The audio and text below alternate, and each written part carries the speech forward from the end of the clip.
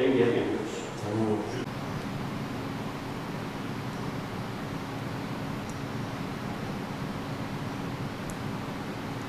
Aslında bu bir yarışmadan öte bir eğitim süreci, bir bilgilendirme süreci ve kurumumuzun yaygın din eğitimi kapsamında dini konuları içeren kursları zaman zaman açmaktayız. Bu da onlardan biri. Zira Kudüs, Mescid-i Aksa ve o bölge dini anlamda bizim için kutsal mekanlardır ve ilk kıblemizi de barındıran Mescid-i Aksa'nın içerisinde bulunduğu birçok peygambere ev sahipliği yapmış. Hazreti Peygamber Aleyhisselatü Vesselam'ın da diğer peygamberlerle buluştuğu ve miraca çıktığı mekan olması sebebiyle dini bir hüviyeti muhtevidir ve bu bizim eğitim konularımızın içerisinde önemli bir yer teşkil ediyor. Dolayısıyla biz bu kapsamda bir Kudüs bilincini ve Mescid-i Aksa bilincini oluşturmak, bu bölgedeki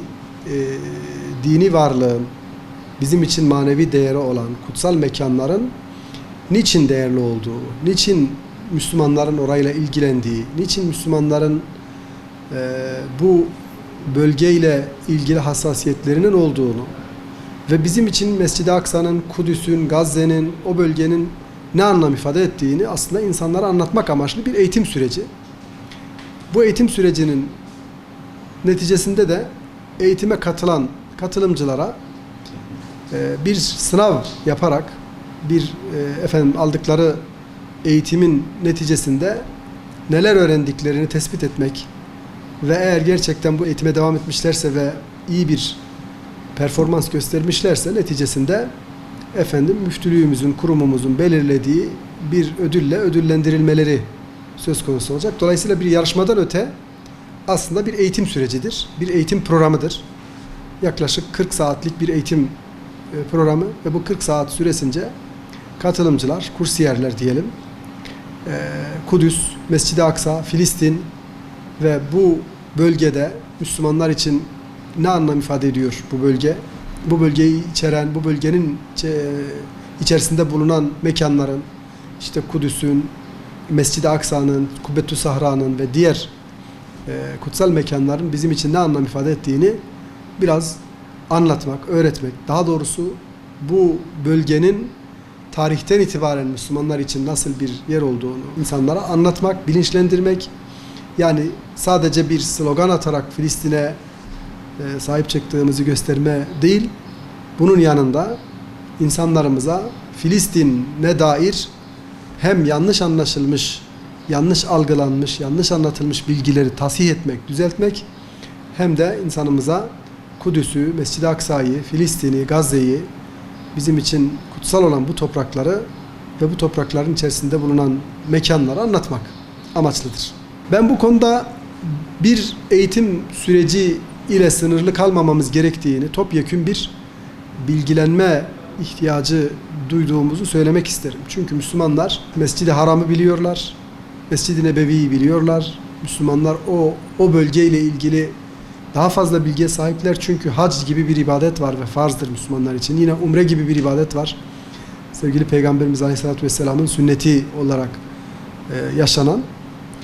Ama Peygamberimizin bir hadisi var. Aleyhisselatü Vesselam buyuruyor ki Müslümanlar ibadet amaçlı 3 yeri ziyaret ederler. Mescid-i Haram'ın bulunduğu Mekke'yi, Mescid-i Nebevi'nin bulunduğu Medine'yi ve Mescid-i Aksa'nın bulunduğu Kudüs'ü Müslümanlar ibadet amaçlı ziyaret ederler. Yine bir başka hadisinde Kudüs'e gidiniz ve oraya yardım ediniz. Eğer gidemiyorsanız Kudüs'ün ışıklandırılması, aydınlatması için hiç olmazsa kandil yağı gönderiniz buyurarak aslında bizim Mescid-i Aksa konusunda daha çok duyarlı olmamız, daha çok bilinçlenmemiz ve tıpkı diğer kutsal beldelerimizde olduğu gibi, yani Mekke ve Medine'de olduğu gibi Kudüs'te de bir kutsal beldenin olduğunu, orayla da ilgilenmemiz gerektiğini biz hadislerden öğreniyoruz. Yine Kur'an-ı Kerim'de İsra suresinde etrafı kutsal kılınan, etrafı mukaddes kılınan Mescid-i Aksa'nın da içerisinde bulunduğu Kudüs'ü bize Kur'an-ı Kerim anlatıyor ve oranın etrafının da kutsal olduğunu söylüyor. böyle kutsal bir beldenin, böyle kutsal bir mekanın aslında daha çok tanınması, daha çok bilinmesi için her birimizin hem kurum olarak hem birey olarak daha çok çalışması ve daha duyarlı, bilinçli, programlı ve planlı çalışmalar yapması gerekiyor. Bu kapsamda Diyanet İşleri Başkanlığı'nın ta yıllar önceden başlattığı bir Kudüs bağlantılı Umre organizasyonu var. Yani Müslümanlar Umre'ye giderken önce Mescid-i Aksa'ya, Kudüs'e uğrayıp orada tıpkı Peygamberimiz Aleyhisselatü Vesselam'ın peygamberlere namaz kıldırdığı gibi Mescid-i Aksa'da birkaç gün kalıp orada namazlar kılmalarını, orada dua etmelerini, Mescid-i Aksa'yı ziyaret etmelerini, ardından da Medine'ye ve Mekke'ye giderek umre yapmalarını sağlayacak bir program yapıyoruz biz Diyanet İşleri Başkanlığı olarak. Tabii son zamanlardaki yaşanan hadiseler, olaylar, bizi de üzen olaylar bu umre turuna biraz ara vermemize sebep oldu ama yine başlayacağız. Hem umre organizasyonlarıyla, hem eğitim programlarıyla, hem sizin yaptığınız gibi televizyon programlarıyla biz insanımızı, Müslümanları, ümmeti Kudüs, Mescid-i Aksa, Filistin, Gazze konusunda daha çok bilinçlendirmeli, daha çok bilgilendirmeli ve orada bulunan Müslümanların mücadelesine bu anlamda da katkıda bulunmalıyız diye düşünüyorum.